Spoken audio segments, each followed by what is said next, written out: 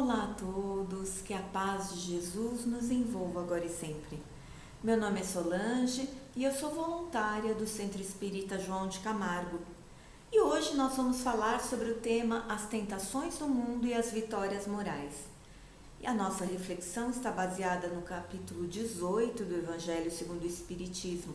Esse capítulo se chama Muitos os chamados, poucos os escolhidos. Vamos tratar dos itens 3 a 5, que falam sobre uma passagem que a maioria de nós conhece, que é a passagem da porta estreita. É citado então um trecho do Evangelho de Mateus, capítulo 7, versículos 13 e 14, em que Jesus nos diz: Entrai pela porta estreita, porque larga é a porta e espaçoso o caminho que conduz à perdição, e muitos são os que se acertam com ela. Que estreita é a porta e que apertado o caminho que conduz à vida, e quão poucos são os que se acertam com ela. Então, o que será que Jesus quer nos dizer com essa passagem?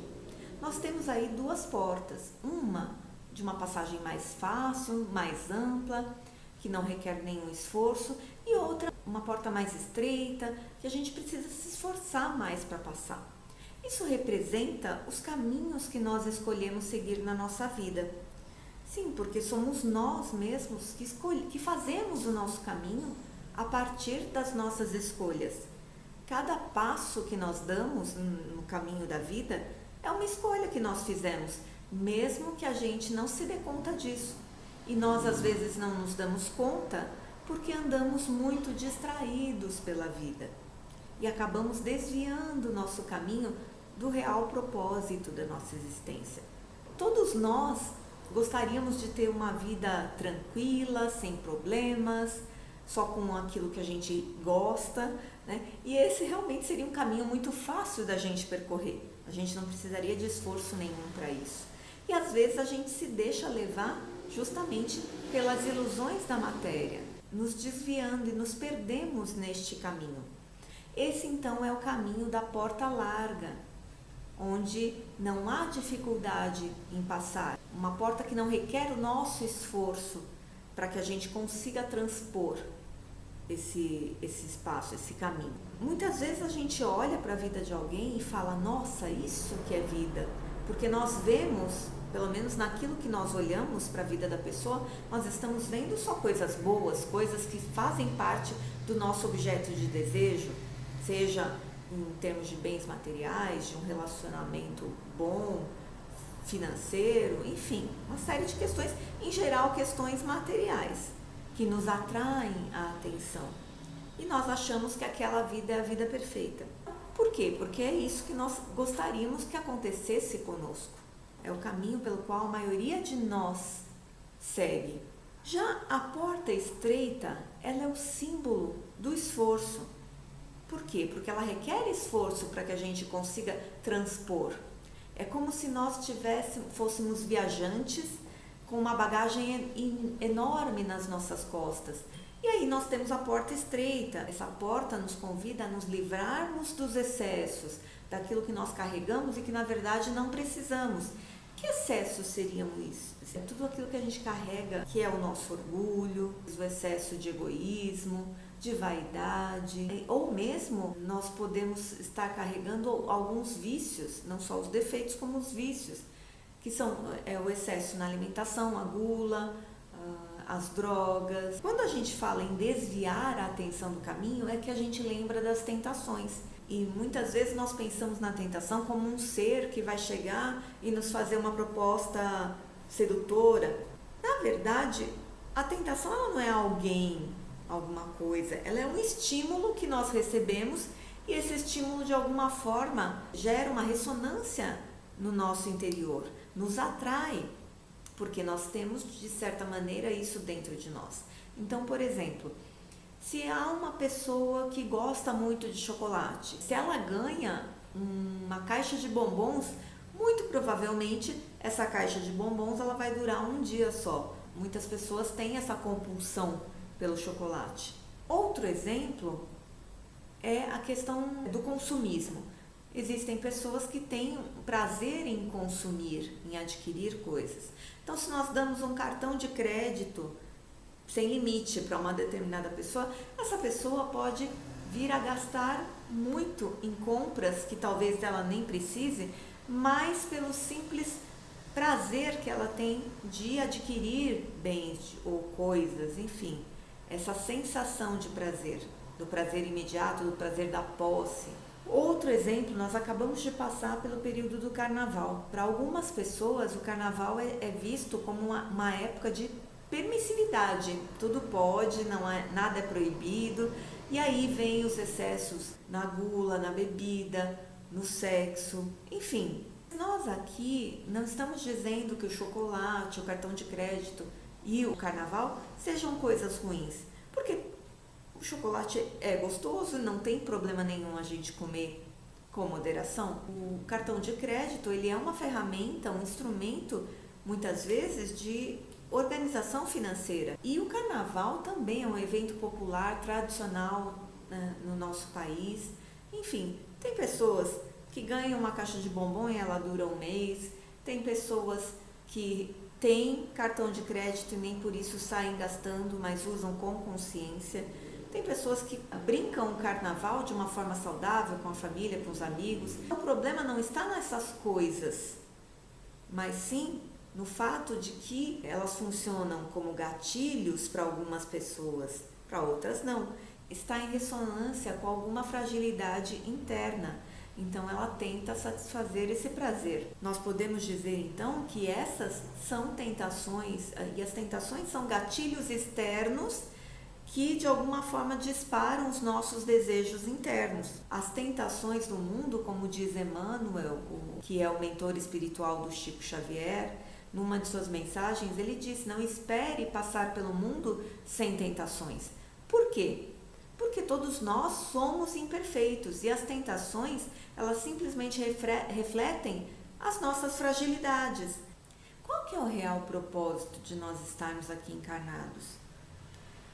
Será que é nascer, crescer, casar, adquirir bens e morrer? Isso não faria sentido. O verdadeiro motivo de nós estarmos aqui é a nossa evolução espiritual, porque a Terra funciona como uma escola para o nosso espírito. Ela nos oferece situações que vão nos convidar a exercitarmos as coisas que a gente ainda não adquiriu, sejam as virtudes, como paciência, tolerância, aceitação do outro, a humildade, ou então mesmo combater os nossos defeitos, nossos vícios, como o orgulho, a vaidade, a maledicência, enfim, tudo é exercício. Para isso que nós estamos aqui, para que a gente evolua como numa sala de aula. Só que durante este caminho, muitas vezes a gente se perde, tirando o nosso foco desse propósito de nos melhorarmos. Nós não podemos esquecer que tudo isso é fruto das nossas escolhas. E nós escolhemos o tempo todo, mesmo que a gente não se dê conta disso. Mesmo quando a gente decide não escolher, isso também já é uma escolha. Quando a gente decide entregar na mão do outro o nosso poder de escolha, nós estamos escolhendo isso também. Se nós queremos emagrecer, nós temos que fazer uma escolha, ou seja, melhorar nossos hábitos alimentares. Ao mesmo tempo em que a gente faz uma escolha, sempre existe uma renúncia. Então, nós renunciamos a um hábito que nós estamos mantendo e que nos trouxe a forma física em que nós estamos hoje. Então, toda escolha implica uma renúncia. E aí, esse dilema entre aquilo que a gente deseja interiormente e aquilo que a gente sabe que de repente pode nos fazer bem, que é o caminho mais correto a seguir. Se somos imperfeitos, todos nós temos fragilidades ainda internas, temos coisas a serem trabalhadas. E a tentação, de certa forma, vem para nos mostrar isso. A sabedoria divina é tão grande que até mesmo naquilo que nos parece mal, existe aí uma ferramenta do bem. Por exemplo, quando nós temos uma situação difícil na nossa vida, em geral são nessas situações que a gente acaba descobrindo que tem uma força que nós nem sabíamos que tínhamos. E também assim é com as tentações, porque como elas nos atingem nas nossas fragilidades, se nós estivermos atentos a isso, nós vamos poder conhecer a nós mesmos, identificar quais são as nossas fragilidades e aí podermos agir no sentido de nos fortalecermos. Então, em resumo, a tentação ela não está fora de nós, ela está em nós mesmos, no nosso íntimo, naquilo que nós ainda somos frágeis. Mas algumas pessoas podem falar, poxa, mas não tem aqueles espíritos que podem vir nos tentar porque querem se vingar de nós ou qualquer outra razão? Sim, mas mesmo nestes casos de obsessão, ainda assim nós temos a responsabilidade, porque se nós não dermos brechas no sentido de baixarmos a nossa sintonia, ficarmos com pensamentos negativos, que muitas vezes são essas brechas por onde a influenciação nos vem, se nós mantivermos o nosso padrão elevado, nos mantivermos vigilantes para percebermos quando a nossa sintonia está caindo, muito dificilmente nós sofreremos as consequências de uma obsessão, porque até mesmo a obsessão ela vem a partir das nossas fragilidades, então precisamos pensar, esse é mais um motivo para nós estarmos vigilantes. Ok, nós entendemos que as tentações, elas existem, elas vão existir, nós vamos ainda passar por mais, já passamos por outras, só que como é então que a gente lida com isso, para não cairmos em tentação? Se nós pensarmos no Pai Nosso, tem aquela parte que nós pedimos ao Pai, não nos deixeis cair em tentação. Então, o que acontece? Será que Deus vai nos tirar as tentações da nossa frente? Não, assim seria muito fácil, a gente não cresceria com isso.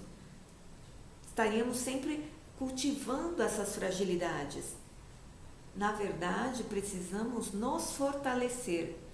Então, quando nós pedimos não nos deixeis cair, na verdade, nós estamos pedindo ajuda e o plano espiritual, ele vai nos ajudar sim, mas não vai fazer por nós aquilo que depende de nós.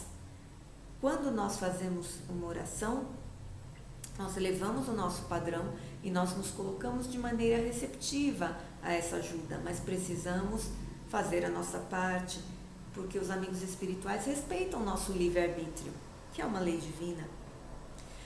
Então, como nós podemos combater as tentações que nos vêm, nos fortalecer? Jesus mesmo nos disse, nos orientou, que o remédio para isso é o orai e vigiai. E o que é o vigiar? Como é um vigilante? É alguém que está atento, que observa tudo que está acontecendo ao seu redor e também em si mesmo. Ele consegue perceber e ter consciência e clareza daquilo que está ocorrendo. Porque não é só observar, é necessário agir também.